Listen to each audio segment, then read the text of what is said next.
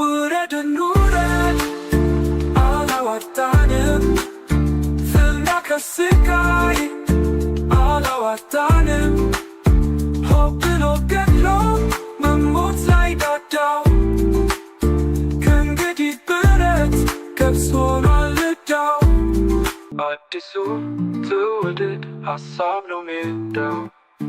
በክፍል 1 ፈተናዎችን ወደ ጉልበት ተግዳሮቶችን ወደ ብቃት እየለወጠ የሚመራውን የኢትዮጵያ ፕራግማቲስት መንግስት አነሳስና ጥብቅ የዲፕሎማሲ ጉዞን ቃኘን። ከተርኪ ጋር ምን እንዳወዳጀንም ገላለጠን። ታዲያ በትላንትናው ዕለት አዲስ አበባ የገቡት የተርኪ ፕሬዝዳንት እንዲሁም ጠቅላይ ሚኒስትር አብይ በአዲስ አበባ ያደረጉላቸው አቀባበል የዓለምን ሚዲያዎች ትኩረት ስቦ አመሸ። ይህኔ ነው የሴራ ተንታኞቻችን ጽፈው ያዘጋጇቸውን ሐሜቶች ሳይለጥፉ አዲስ ነገር ከአዲስ አበባ የተሰማው። አዎ የኤርዶሃንን ጉብኝት ከልማት ጋር ሳይሆን ከጦርነት አገናኝተው የሴራ ትንታኔ ትርክታቸውን ሊለጥፉ የተሰናዱትን ኩም አደረጓቸው። ይህን ቀጠና ልዩ ፍላጎት ያላቸው የጦርነት ሜዳ ሊያደርጉት አይገባም አሏቸው። ለባዕዳን መላላክን እንጀራ ያደረጉት ይኸው ልንወረር ነው ብለው የከሰሱት አጋጣሚ አግኝተው ለመበጥበጥ የተሰናዱት አልተሳካላቸውም። በእግረኛም በመልእክተኛም ሰላም ለማደፍረስ ያቀዱ እቅዳቸው አልሰመረም። ነገርየው የአናሎግነትና የዲጂታልነት ነው።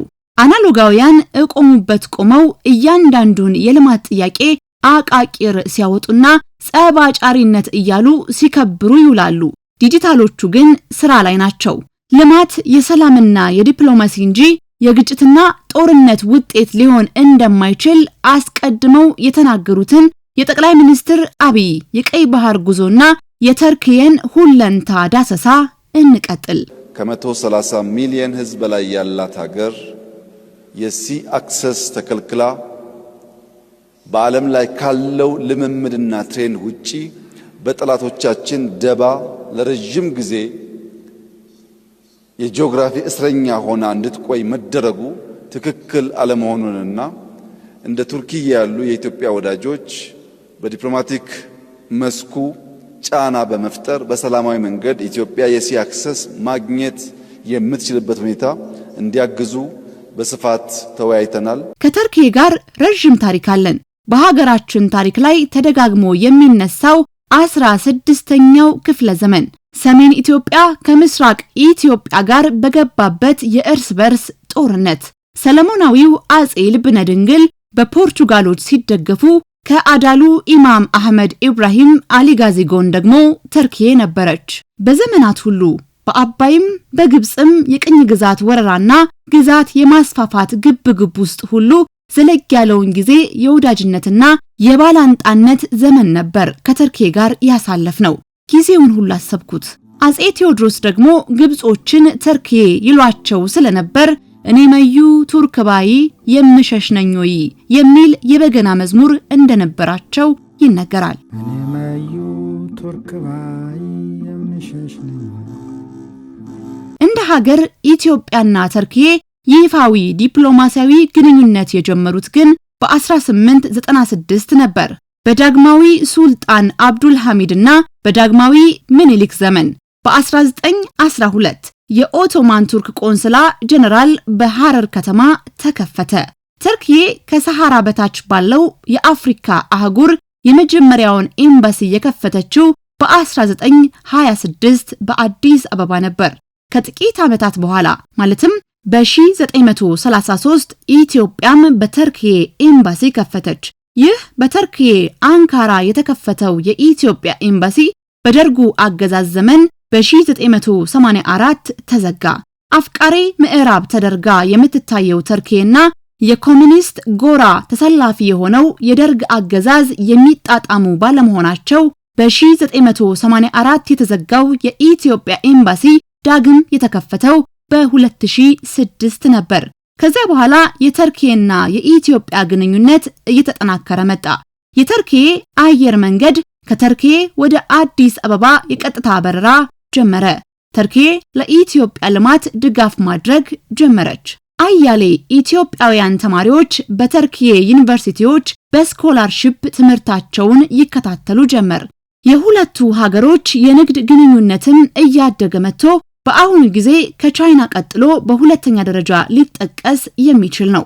አያሌ የተርኪዬ ኢንቨስተሮችም በተለያየ የምርትና የአገልግሎት ዘርፍ በኢትዮጵያ ተሰማርተው ይገኛሉ። ከዚህም ባሻገር ኦገስት 18 2021 የኢትዮጵያ ጠቅላይ ሚኒስትር አብይ አህመድ በአንካራ ተገኝተው ከተርኪዬ መንግስት ጋር ወታደራዊ ስምምነት ተፈራርመዋል።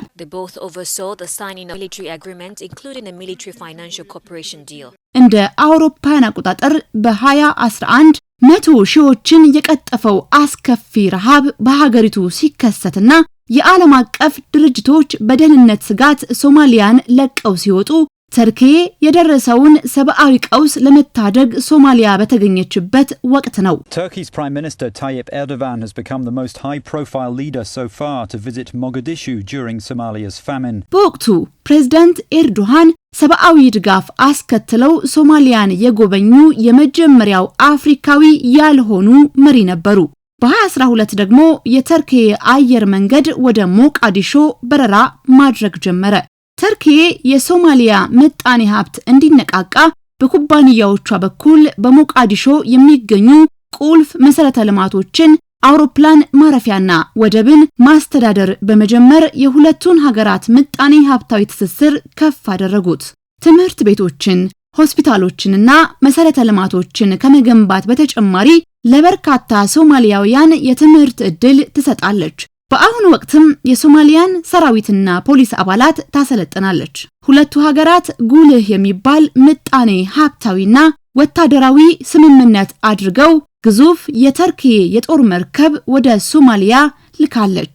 ተርኪዬ እንደ አውሮፓውያን አቆጣጠር በ2017 ከሀገር ውጪ ትልቁን የራሷን የባህር ኃይል የጦር ሰፈር በሞቃዲሾ ያቋቋመች ሲሆን በቅርቡ ደግሞ ተርኪዬና ሶማሊያ የመከላከያና የኢኮኖሚ ትብብር ስምምነት ፈርመዋል።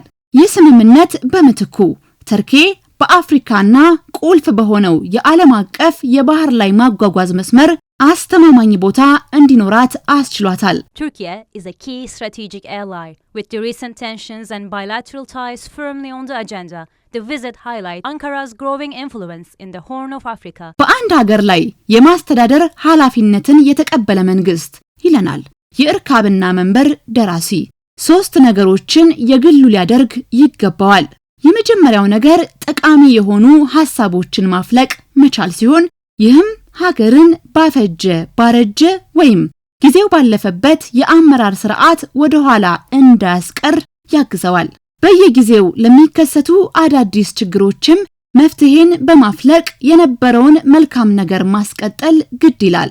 ጠቅላይ ሚኒስትር አብይ ኢትዮጵያን የማስተዳደር ኃላፊነት ከተቀበሉ በኋላ በአጭር ጊዜ ውስጥ እጅግ ብዙ አዳዲስና ያልተደፈሩ ሐሳቦችን በማፍለቅና በማስተዋወቅ የሚዲያዎችን ተግቶ የመዘገብ አቅም ለመፈታተናቸውና የታሪክ ሰናጆችን ፋታ መውሰጃ ቅጽበት ለማሳጣታቸው ሕያው ምስክር እኔ ነኝ። ለነገሩ እውነቱ ምስክር የማይሻ ደጋፊዎቻቸውና ተቺዎቻቸው ሳይቀር የሚመሰክሩለት የአደባባይ ምስጢር ነው። ዶክተር አብይ ካፈለቋቸውና እጅግ ጠቃሚ ከሆኑት ሐሳቦቻቸው ውስጥ የቀይ ባህርንና የድርድር ጉዳይ ብቻ ለጊዜው እንምዘዝ። ሁለቱም በአደባባይ የማይደፈሩ ከፖለቲካው መድረክ ርቀው የተቀበሩ ቁርጠኝነትና ብርቱ ትግል የሚፈልጉ እንደ ሀገር የተሰበርንባቸው ብሔራዊ ጥቅሞቻችን ነበሩ። ከዶክተር አብይ በፊት በልበለው በነገሰበት ባህልና ፖለቲካችን ድርድር የሽንፈትና የደካማነት መገለጫ ነበር።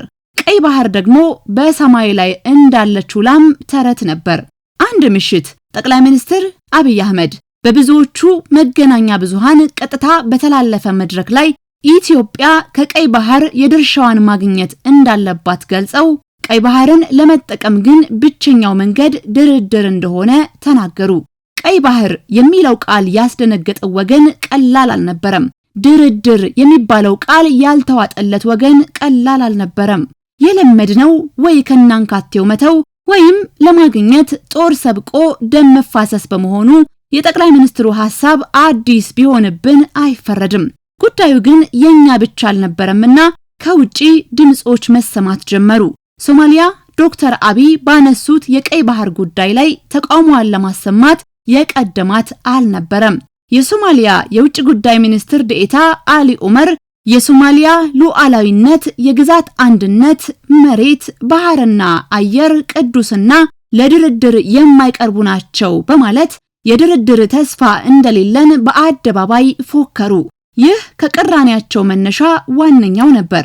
በመሰረቱ ዶክተር አብይ ለሶማሊያና ኢትዮጵያ የጋራ ጥቅም እንደሚቆረቆሩ ያስመሰከሩት ገና ወደ ስልጣን እንደመጡ ነበር። ብዙዎችን ያሸበረው የአብይ ኢሳያስ ፎርማጆ ጥምረት ለዚህ አንዱ ማሳያ ነው። የሼክ ሐሰኗ ሶማሊያ ግን ኢትዮጵያ ስለ ቀይ ባህር መብቷ ያነሳችውን ሐሳብ እንደ ጎረቤት በመልካም አይን ለማየት ሳትፈቅድ ቀረች። የድርድሩ ሐሳብም እንዳይነሳ አድርጋ ቀበረችው። እዚህ ላይ ነው ጠቅላይ ሚኒስትር አብይ የቼዝ ሰሌዳውን ዘርግተው ወደ ሶማሊያ አንዲት ጠጠር ገፋ አደረጉ። ሶማሊላንድ። ሶማሊያ ጨዋታውን እንኳን ልትጫወት ልትረዳውም አልቻለችምና ንጉሷንም ፈረሷንም ጠጠሯንም ወታደሯንም አደበላልቃ ወደ ትንኮሳ ገባች። የግብጽን፣ የኤርትራን፣ የጅቡቲን፣ የተርኬን፣ የሶማሌ አጋር ያለችውን ሁሉ የኢትዮጵያ ጠላት ያለችውን ሁሉ በራንኳኳች። የኢትዮጵያ ወታደሮች ያፈሰሱላትን ክቡር ደም አቃለለች። የጦርነት ድቤ ደለቀች። የዶክተር አብይ ጠጠር ግን ወደ ሶማሊላንድ እየገፋ በህዝቡ ልብ ውስጥ ነገሰ። ሶማሊያ ጨዋታው በራስ ጠጠር መሆኑ አልገባትምና የገዛ ጠጠሮቿን እንኳ በአግባቡ መሰብሰብ ሳትችል ራሷን የግብጽና የኤርትራ ጠጠር ማከማቻ አደረገች። የገዛ ጠጠሮቿ ግን ለመበታተን ቀን እየቆጠሩ ነበር። ይህ የማያዋጣ ውድድሯ ነው ዛሬ እዚህ ያደረሰን። ይሄኔ ቀድሞ ያልነውን ሰምታን ቢሆን ኖሮ አሸናፊዎቹ ሁለታችንም ነበርን።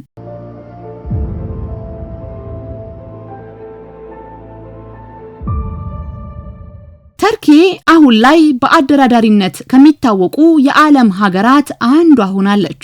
ይህ የሆነው በእድልና በአጋጣሚ አይደለም። አንካራ በከፍተኛ ሁኔታ ትኩረት ሰጥታ ከምትሰራባቸው ጉዳዮች ውስጥ አንዱ ዲፕሎማሲው ነው።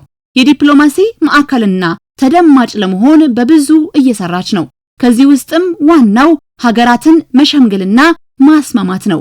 ይህ መገለጫዋ እየሆነ እንዲመጣ በበለጠ እየሰራችበት ነው። ለምሳሌ ተርኪ ሩሲያና ዩክሬንን ለማደራደር በተደጋጋሚ ጥያቄ አቅርባ ሐምሌ 2014 ዓ.ም ላይ ተሳክቶላት ሁለቱን ሀገራት ካደራደረች በኋላ እህል የጫኑ መርከቦች በጥቁር ባህር በኩል አድርገው ከዩክሬን ወደቦች መንቀሳቀስ ችለው ነበር። በነሐሴ 12 ቀን 2013 ዓ.ም የተርኪ ፕሬዝዳንት ረሲፕ ጣይብ ኤርዶሃን ከጠቅላይ ሚኒስትር አብይ አህመድ ጋር በአንካራ በሰጡት መግለጫ ተርኪ በድንበር ጉዳይ ኢትዮጵያና ሱዳንን ለማሸማገል ሐሳብ እንዳቀረቡ ተዘግቦ ነበር። ከሶሪያ ጉዳይ ጋር ተያይዞም ሁነኛ ዲፕሎማሲያዊ ነጥብ ማስቆጠሯ ይታወቃል። ያንን ተከትሎ የያዘችው የኢትዮጵያን ጉዳይ ነው። እሷም ይህንን አጋጣሚና ስምረት በብዙ አጥብቃ ትፈልገዋለች። በእርግጥ ተርኪ የሶማሊያ አጋር መሆኗ ከግምት ውስጥ ቢገባም የኢትዮጵያ ግን አጋርነት ብቻ አይደለም። ከሁለቱ ተደራዳሪዎች ውስጥ አንዷ ኢትዮጵያ ናት። ኢትዮጵያ አዲሷ የአፍሪካ ኃያል ሚዛን ናት። ጠላቶቿም ወዳጆቿም አግዝፈው የሚያዩት የገዛ ዜጎቿ ብቻ አቅሟን ያልተረዱላት ወሳኝ ሀገር ናት። ኢትዮጵያ በልኳ ያልተረዳናት ትልቅ ሀገር። ሀገራችንን በልኳ እንረዳት። በዛ ልክም ጠቅመናት የምትጠቅመን ሀገር እናድርጋት። ከዚህ ውስጥ አንዱ የምንባላባቸውን ጉዳዮች መቀነስና እዚሁ መጨረስ ነው። ከዛ ውጪ የየሰፈሩ ጎረምሳ በረበሸ ቁጥር ዓለም አቀፍ ሸማጋይ የምንል ነውጠኞች እናስተውል። በአንድ በኩል ሁሉም የያዛትን ሽጉጥ ተኩሶ ለሚያቀርበው እንደዚህ ያለውን ሁኔታ ማድረግ አይቻልም። በሌላ በኩል ግን እንዲህ ባለው መድረክ ችግርን ሁሌ ለመፍታት መፈለግ ከኛ ይልቅ ጥቅሙም ንግዱም የሚሆነው በመካከላችን ለሚሰየሙት ነው እና በእኛ ጉዳይ እኛው ስለመጠቀም ማሰብ የምንጀምረው መች ነው? ሁለቱን አፍሪካውያን ጎረቤቶች ለድርድር የጠራችው ተርኪ ከሶማሊያም ሆነ ከኢትዮጵያም ጋር ታሪካዊ ግንኙነትና የጥቅም ትስስር ያላት ሀገር መሆኗ ለስኬቱ ተስፋ ሰጪ ቢሆንም ጉዞ ግን ቀላል ሆኖ አልተገኘም። ፕሬዝዳንት ኤርዶሃን የማደራደር ፍላጎታቸውን ከገለጹ በኋላ በተለያዩ ዙሮች በስልክ በአካል በጋራም ሆነ በተናጠል ንግግሮች እንደተጀመሩ ሲገለጽ ኖሯል። በክፍል 3 የጉዞውን አንድምታዎችም እንቃኛለን።